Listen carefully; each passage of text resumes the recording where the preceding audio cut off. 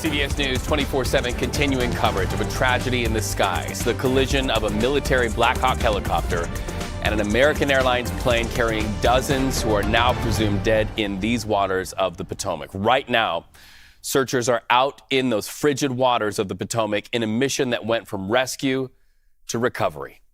All of the victims have our thoughts here at CBS. I'm Reed Cowan. Thank you for tuning in. So, at this hour, at least 28 bodies known to have been pulled from the water after that tragedy that was caught on camera. In fact, let's watch right here. Difficult to show you. This is Earth Cam video, new to our monitors, showing the moment that commercial passenger jet and a Black Hawk helicopter collide midair just before 9 p.m. near Reagan National Airport. That flight from Wichita to Washington nearing its completion, carrying 60 passengers and 4 crew members. By the way, there were 3 people aboard the Black Hawk helicopter during what we now understand to be a training mission. Hundreds of personnel in the water and at the water's edge recovering dozens of bodies. That will go on for many more hours. And at this very hour, we are also told officials believe no one survived. Tragically, among the victims, top figure skaters from the United States and Russia. Now, as to the investigation, at least one black box has been pulled from the Potomac River.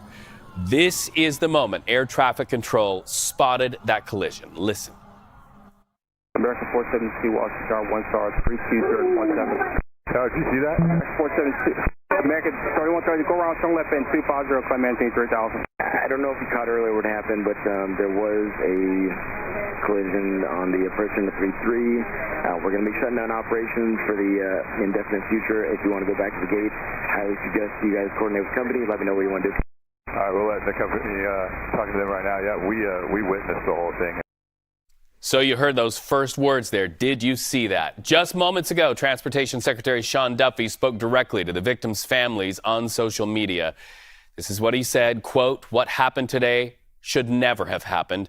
I want the families of the victims to know that they have my word. I will not rest until you have the truth." He went on to say if there was negligence, incompetence, or failure anywhere in the system, he said, we will find it and I will fix it. So let's bring in CBS News Skyler Henry. He is live at Reagan National. Skyler, what are we hearing from the families who are waiting for word and know that this is going to be a tragedy that will be talked about for years to come?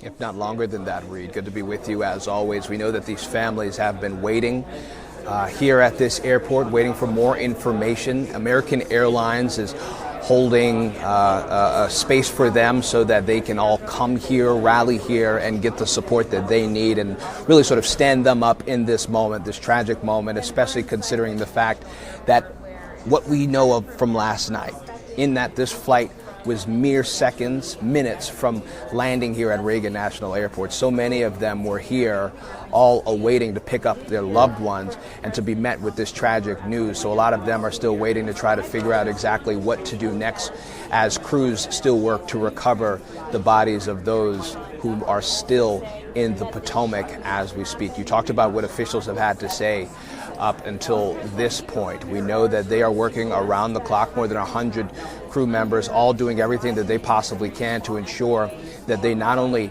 look for those who may be still among the wreckage, but also try to get to the bottom of exactly how this happened. You talked about Defense Secretary Pete Hegseth, but also we heard in the White House press briefing room just earlier today from President Trump, Vice President J.D. Vance, as well as Transportation Secretary Sean Duffy, all of them talking about wanting to get to the bottom of exactly how something like this could happen, especially considering that this is a routine, if you will, in this congested airport, so to speak, and that there is commercial travel here, military travel here, federal resources have been here and are constantly moving in and around this airport at all times throughout the day.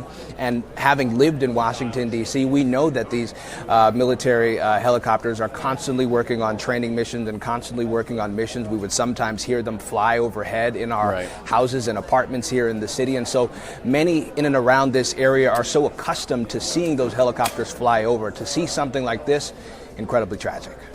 Skyler, it occurs to me, and the thought is chilling. You know, you think about family members who are so excited to welcome these bright young people home from what was this training camp.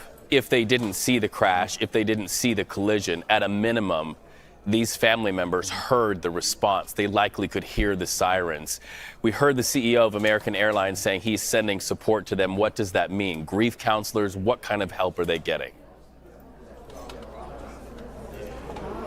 It is that. It is grief counseling, it is resources, it is knowing who to talk to, where to talk to them, and how to talk to them. Because this is a scenario that no one would expect, especially considering that we haven't seen something like this in terms of a commercial collision since 2009.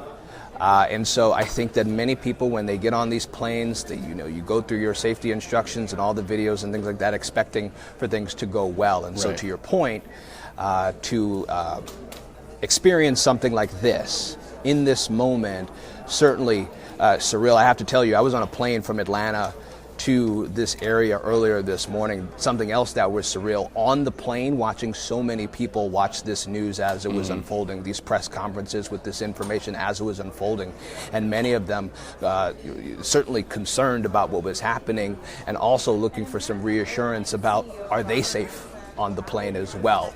The pilot, the crew members, all reassured our safety. I certainly think at a time like this, absolutely welcomed words.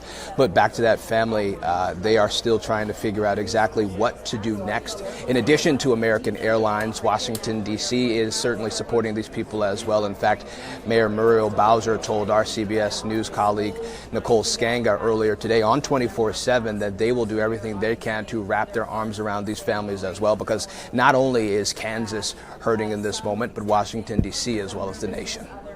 Skyler Henry, thank you so much for being there.